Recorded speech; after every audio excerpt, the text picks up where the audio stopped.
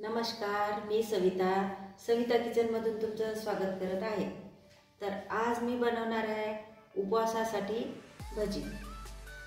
वेळ न घालवता आज आपण रेसिपीला सुरुवात करणार आहोत।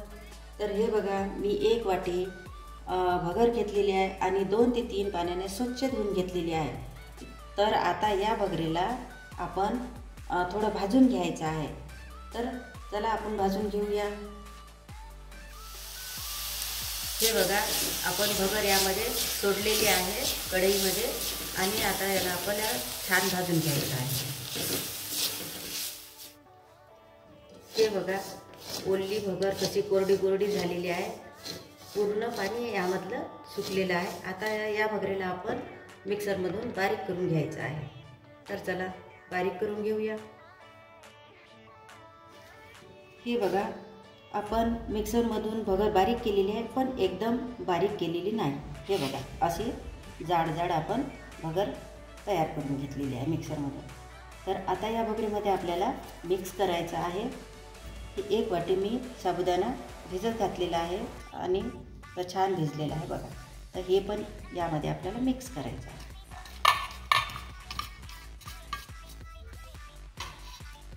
आता मी 2 बटाटे घेतलेले आणि हे उकडलेले आहे। तर हे सुद्धा यामध्ये आपल्याला मिक्स करायचे आहे, बारीक करून घ्यायचे।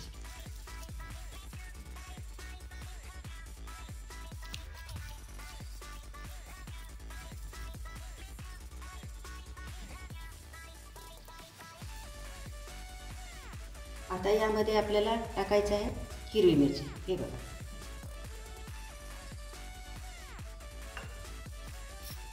आणि चवीनुसार मीठ। हे मीठ उपवासाचं मीठ आहे। आणि यामध्ये तुम्हाला कढीपत्ता टाकायचा असेल, तुम्ही उपवासाला खात असेल तर तुम्ही यामध्ये कढीपत्ता टाकू शकता, कोथिंबीर टाकू शकता। मी एकदम साधी बनवत आहे, याच्यात काही असं कढीपत्ता किंवा कोथिंबीर सोडलेली नाही। तर आता आपण याला मिक्स करून घेऊया।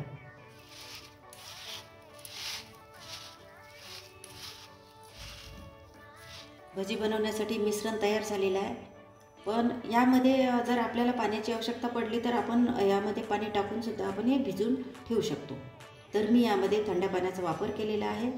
तर आता हे भिजून झाल्यानंतर आपल्याला 2 मिनिटं याला झाकून ठेवायचं आहे। 2 मिनिटं झालेली आहेत आणि छान हे भिजलेलं आहे। तर चला आता आपण भजी तयार करूया।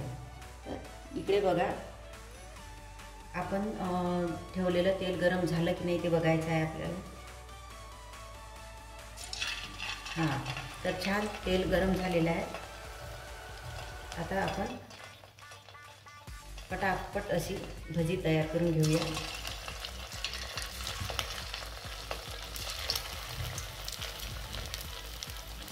भजीला आकार तुम्ही तुमच्या मनाने देऊ शकता, मोठा लहान।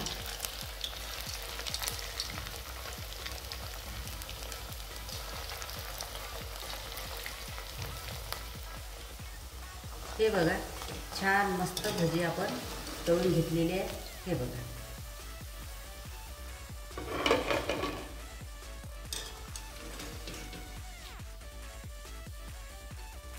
मस्त कुरकुरीत भजी तयार झालेली आहे। एकदम सोप्या आणि साध्या पद्धतीत मी उपवासाची भजी तयार केलेली आहे। आणि तुम्ही सुद्धा येणाऱ्या आषाढी एकादशीला तुम्ही नक्कीच घरी करून बघा आणि खाऊन बघा।